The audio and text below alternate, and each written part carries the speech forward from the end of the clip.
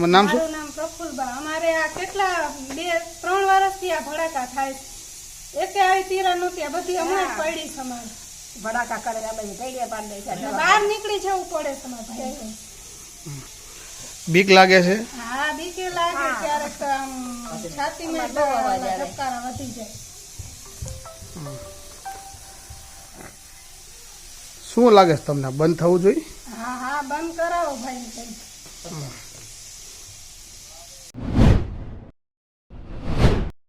સુરેન્દ્રનગર જિલ્લામાં ગઈકાલે કલેક્ટર અને ધારાસભ્યો અને ડીડીઓના તમામ અધિકારી સરકારી તંત્ર દ્વારા એક મિટિંગનું આયોજન થયેલું અને એ મિટિંગમાં અમુક મંદિરો જે છે એને પ્રવાસન સ્થળ તરીકે એને વિકસાવવામાં માટેની એક ગ્રાન્ટની ફાળવણી પણ કરવામાં આવશે અને એનો સમાવેશ કરવામાં આવ્યો છે. મારી મુખ્ય બાબત એ છે કે જે મંદિરોને ખનીજ માફિયાઓએ નુકસાન પહોંચાડી ચૂક્યા છે, છેલ્લા 20 વર્ષથી નુકસાન કરી રહ્યા હતા, ત્યારે આ તંત્રએ કોઈ એ બાબતમાં ધ્યાન આપ્યું નહીં અને અત્યારે એ જે મંદિરો છે એ મંદિરોને જે ખનીજ માફિયાઓએ નુકસાન કર્યું છે એ નુકસાનને ઢાંક પીછોડો કરવા માટે થઈને આ પ્રવાસનના વિકાસ બોર્ડમાં લેવામાં આવે છે. એટલે એ આ ખનીજ માફિયાઓએ જે આ મંદિરોને નુકસાન કર્યા છે એનો ઢાંક પીછોડો થઈ શકે. પહેલા નંબરમાં એ છે કે તમને કે મુનિનું દેવળ કે જે 700-800-900 વર્ષની આસપાસનું સોલંકી શૈલીનું પુરાતન ઐતિહાસિક ધરોહર જેવું મંદિર છે અને તે જામવાળી થાનગઢમાં આવેલું છે. એ મંદિરમાં 2019માં એ મંદિરમાં ખોદકામ થઈ ગયું. શિવલિંગ જે હતું એ મંદિરની અંદર 10 ફૂટ ખાડો થઈ ગયો. ત્યારે મેં પહેલી ફરિયાદ પુરાતત્વ વિભાગ રાજકોટને કરેલી અને રાજકોટને કર્યા પછી એની FIR દાખલ થયેલી, એમાં આરોપીઓ પણ પકડાયા. પણ અત્યારે આજુબાજુમાં મોટા પ્રમાણમાં કોલસાનું ખનન થઈ રહ્યું છે, મોટા પ્રમાણમાં વિસ્ફોટ થઈ રહ્યા છે અને એ મંદિરને મોટામાં મોટું જે ભૂકંપમાં નુકસાન નહોતું થયું એથી પણ વધુ નુકસાન અત્યારે આ ખનીજ માફિયાઓથી થઈ રહ્યું છે. ત્યારે એ મંદિરનો પણ એમાં સમાવેશ કરવામાં આવ્યો છે. બીજું વાત છે તરણેતર મંદિર.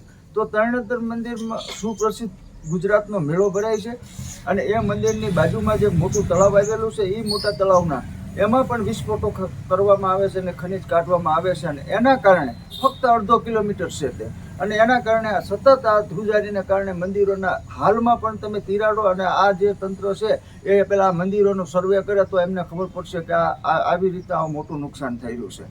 ત્યારે આ બાબતે અમે વારંવાર રજૂઆતો કરી છે, પુરાતત્વ વિભાગને રજૂઆત કરી છે, કોઈ પગલાં ભર્યા નથી. અત્યારે જે આ વિકાસ બોર્ડમાં લેવામાં આવે છે એ આ ખનીજ માફિયાઓથી થયેલા નુકસાનના ઢાંક પીછોડા અને લીપાપોથી માટે થઈને જ આ પ્રવાસન નિગમમાં લાવી અને આ મંદિરનો વિકાસ કઈ રીતે થશે? આની જવાબદારી આખા ગુજરાત સરકારની છે અને આખા તંત્રની છે.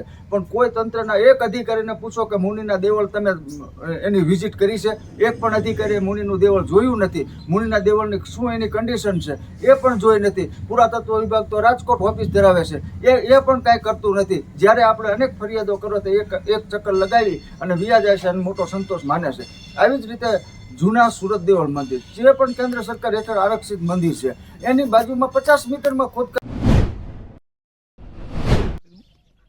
શું કહેશું, આ જે ખોદે છે એ કોણ ખોદે છે? આ ઉપરથી આની જવાબદારી કેની આવે? પંચાયત. આ પંચાયતને જાણ કર્યું.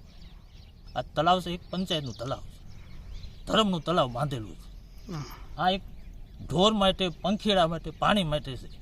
આ ઢોર અહીંયા પાણી પીવા ક્યાં આવે સાહેબ? આજે ઢોર ભડાકાથી ભાગી જાય. કેટલા ટાઈમથી ખોદાતો છે? આ 2 મહિનાથી. 2 મહિનાથી. અહીંના લોકલ માણસો છે કે બહારના છે? અહીંના જ લોકલ જ છે. સરકારી તંત્રને જાણ છે ખરા બધાને? જાણ કરી, જાણ કિને કરી હોય કરી, આ તપાસ કરવી પડે. આજ કોઈ આવ્યું હતું અધિકારીઓ? આજ અધિકારીઓ બારોટ સાહેબ આવ્યા, ઘણા સાહેબ. હા, શું ખરેખર આ બંધ થવું જોઈએ તમને લાગે? બંધ થવું જોઈએ. પાપનો રસ્તો આ પાપ ગામને લાગે. આ તળાવ હમણાં ગામના રાજા રજવાડાએ બંધાયેલું છે. તો આ શું આમાંથી આની અંદરથી શું કાઢવામાં આવે છે? આમાં મટીરિયલ નીકળે. શું નીકળે છે? માટી, સીપેડા. આ સીપેડા મોરબી છે, મોરબી થાનગઢ આ વેચાય છે અને એ આને લોકો પૈસા કમાવા હાટું આ ધંધો કરે.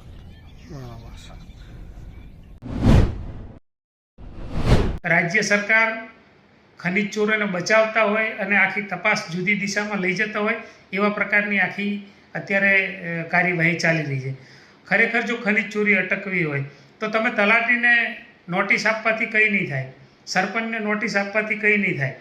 સરકાર તલાટી કે સરપંચ ક્યારેય ખનીજ ચોરી અટકાવી શકવાના નથી. પરંતુ હમણાં 2-4 દિવસથી તલાટીઓને નોટિસ આપી છે, સરપંચોને નોટિસ આપી છે. એના કરતાં એ જે ખનીજ ચોરો છે, અત્યાર સુધીમાં કેટલું ખનીજ ચોરાણું એ જાણવું હોય તો ખૂબ સામાન્ય. જેટલા લીઝ ધારકો છે અને લીઝ ધારકોને જે જમીન આપી હતી એનું ક્રોસ વેરિફિકેશન માટે અનેક વખત રજૂઆતો કરી છે. એનું ક્રોસ વેરિફિકેશન થતું નથી. જો ક્રોસ વેરિફિકેશન કરવામાં આવે તો એના જે રોયલ્ટી પાસ છે એનો કેટલો દુરુપયોગ થયો, એટલે તરત જ તમને ખનીજ માફિયાઓ કોણ છે, પણ મોટા ભાગના ખનીજ માફિયાઓ ભારતીય જનતા પાર્ટી સંકળાયેલા છે. ભારતીય જનતા પાર્ટીને જ્યારે પણ ઇલેક્શન આવે છે ત્યારે મિટિંગો કરી અને એમની પાસેથી ફંડ મેળવે છે અને ફંડ મેળવ્યા પછી એમને આ ખનીજ ચોરી કરવા માટેની છૂટ આપવામાં આવે છે.